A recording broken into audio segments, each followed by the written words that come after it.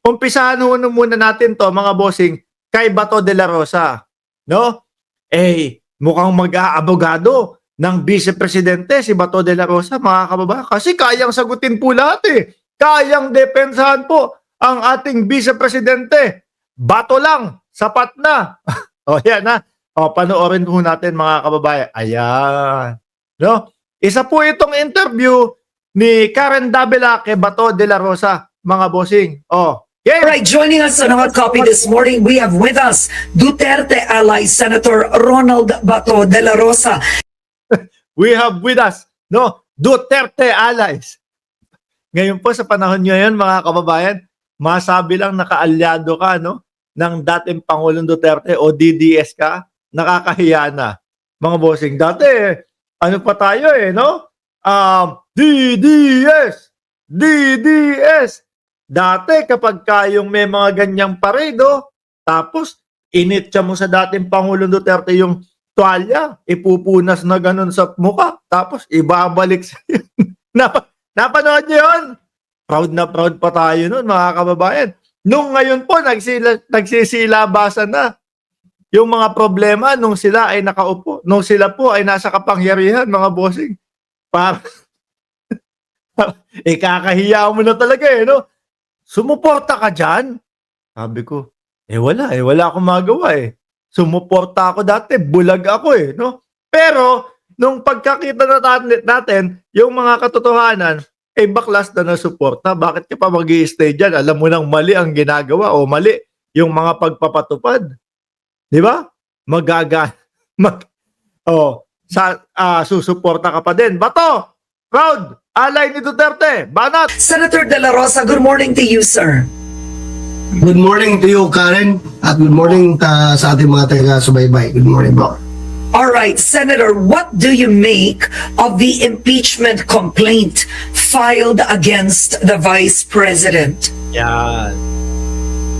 Well, they can do it. Nobody's stopping them. Ayan. If they want to do it, then go ahead. Talagang wala naman pong pipigil. Kahit nga po ang Pangulong Marcos, mga kababayan, nakikiusap, nagbigay ng opinion, no? Huwag nyo lang intindihin niya, wala namang kwenta yan, no? Hindi pa din po pinakinggan. At meron pa din pong mga naghain ng impeachment, no? Laban po kay Vice Presidente Inday Sara Duterte, mga boss. Oh. Go ahead, they can do it. Wala pong problema. Okay. That's a constitutional process, no? Then lead the process. Dali lang, nakita ko si Ma'am Linda Lopez, sawa na ako, Mark. Tama na, sobra na, support BBM na lang. O, tama naman po yan. Go. Okay, all right. So right now, there are 16 complainants, but they've invoked 24 articles of impeachment. Marami po ito under at least 4 grounds listed in the 1987 Constitution. And a lot of the issues, the Vice President has not fully explained, and it has a lot to do with the confidential funds. Ayan, kasama na nga po sila Mary Grace Piatos dyan, mga kababayan. Kasama na nga po yung mga paggamit ng confidential funds na hanggang ngayon naman po ayaw i-explain ng ating Vice Presidente. How she spent the confidential funds in the DepEd's office and the OVP. Ano ang reaction niyo doon, sir? But to start with, no, alam naman natin na sinisingle out nila yung Office of the Vice President for what? Oh. Alam natin. Yan ang sagot nila, mga kababayan. Kapag ka iniimbestigahan sila, dapat lahat dapat pati ang Presidente. Dapat pati yung confidential funds ng Presidente. No? Samantalang sila lang naman po ito, mga kababayan, na ayaw magpaliwanag. O di ho ba? Sila lang, nung hingian po ng budget, mga kababayan, nandoon po si Executive Secretary Bersamin, mga bossing, kung hindi ako nagkakamali. Siya yung nagpaliwanag, no? Siya yung mga tatanungin po kung bakit ganun ang hinihinging pondo ng presidente. Kay BP Sara, no? Sa Office of the Vice President, nandoon na po sila, mga bossing, pero hindi pa po nila ipinaglaban yung hinihingi nilang 2 bilyon, no? Bagkos, ang ginawa lang ho nila, mga bossing, nagbigay sila ng papel, nagbigay sila ng dokumento, wag nyo na kaming tanungin Basta yan yung gusto namin. Kung ayaw nyo, di wag. Kung gusto nyo, di sige. Oh. Mano ba namang marinig na sambayan ng Pilipino? BP, bakit ba 2 bilyon to? BP, bakit umabot ng ganito kalaki to? Dati normally 700,000 lang. No? 700 million lang. Yung sa'yo, first time in the history of Vice President, 2 bilyon yung hinihinging pondo. Wala man lang tayong narinig na paliwanag. Ay hindi. Kasi nga, baka ayaw magpaliwanag ni BP dahil maririnig natin. No? Dahil doble-doble ng mga ibang ahensya yung doon sa budget nila. Yung tipo ho bang meron ng tumatrabaho kagaya ng DSWD sa ganung proyekto, tapos meron din ng Office of the Vice President.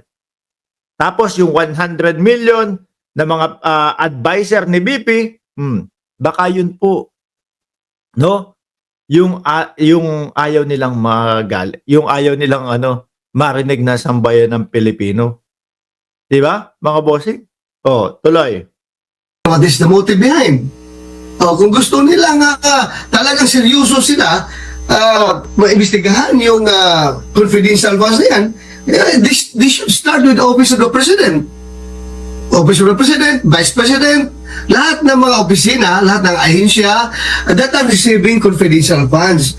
Siguro naman mga kababayan, miski ang presidente open niya yung confidential funds na pag hiniling talaga. Kaso talagang maunang mga nakitaan ng butas, mga bossing, ang Office of the Vice President Naglalakihan po talaga no? Baka nga po pati po yung confidential fund ng dating Pangulong Duterte.